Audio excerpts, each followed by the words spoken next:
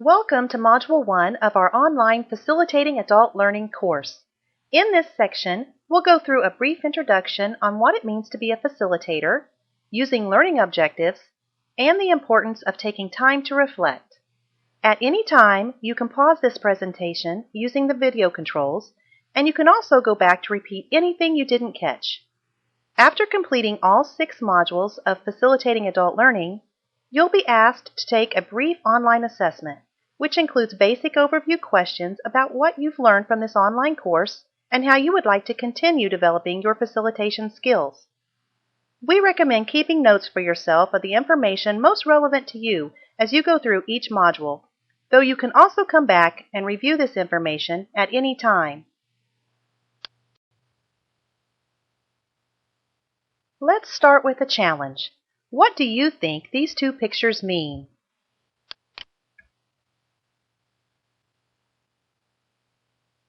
The pictures are our interpretation of a quote from Plutarch, who said, "The mind is not a vessel to be filled, but a fire to be ignited."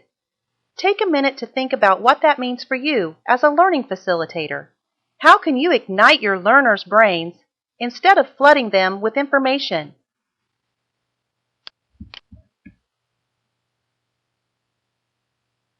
Over each of the 6 modules of Facilitating Adult Learning, we'll talk about all aspects of this definition: working with individual and groups, using interactive activities, reaching learners through different skills and methods, and achieving measurable outcomes. With your help as a facilitator, we'll be able to better prepare our volunteers, which helps us to better reach girls across Kansas.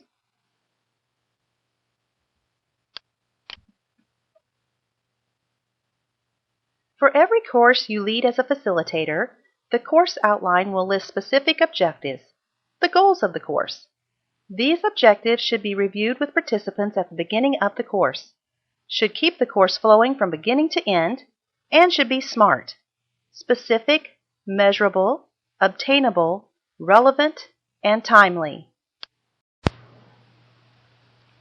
For an example, let's take a look at the learning objectives for this Facilitating Adult Learning course.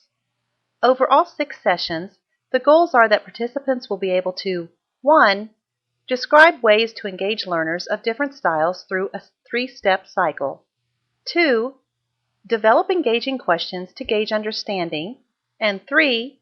Identify and prepare for potential problems. Along the way, we'll share tips and tricks for effective facilitation. Take a minute to reflect on these 2 questions. Are these objectives SMART? How will learning objectives help you in delivering a course? These objectives are specific, and we know they are measurable because we can assess them at the end of the session. They are attainable, though of course there is always some on-the-job training as a facilitator, and they are certainly relevant as we need Girl Scout volunteer facilitators who are able to deliver effective training. Timely means that we'll introduce each new idea at the right time, building through a progression, so stay with us throughout the rest of these sessions, though you definitely do not have to complete them all at once. In fact, we encourage you to take breaks between each session. You might complete all 6 over a weekend, or 1 each evening over a week, whatever best fits your learning style. As for using learning objectives as a facilitator, hopefully you answered that learning objectives keep you on track, and using stated objectives helps you to know what your participants have successfully learned at the end, as long as your learning objectives are SMART. In building an effective learning opportunity for adults, we've covered the importance of stated objectives. It's also essential to allot time and space in the course for reflection. Why?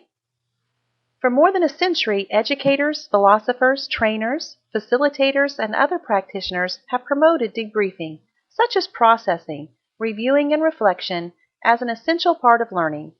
Yet even with this level of support and recognition, the practice of reflection is too often discounted or neglected. We are just too busy to take the time to reflect.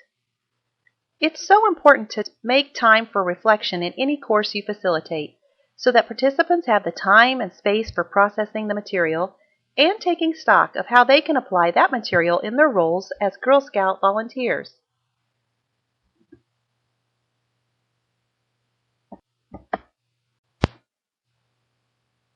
Let's take a minute to check in and think about what we've learned. How does taking time for reflection facilitate learning? Why is it hard to just stop and reflect sometimes? How can I incorporate reflective learning as a facilitator? We'll next look at some specific strategies for incorporating reflective learning into our adult learning sessions. Let's look at some tips. 1. Allow participants to pass during discussions. Even if they don't share it with the group, they may be experiencing valuable reflection. Some people are more comfortable sharing in groups than others. 2. Create a safe and positive learning environment in order for people to share their ideas, reactions, and opinions. One way to establish this in the beginning is to have the group create a group agreement that establishes the group norms. 3. Begin activities with simple conversational prompts, then follow with more thought-provoking questions. The facilitator makes the practice of individual and public reflection more intentional by asking the right questions. Give people time to think. Groups will increase their level of sharing and reflection as they develop through participation. 4. Accept silence. Become comfortable with it. People need time if we want to dig below surface thinking. 5. Mix up your methods. Varying the methods will keep all of the learners engaged and is supported by brain research.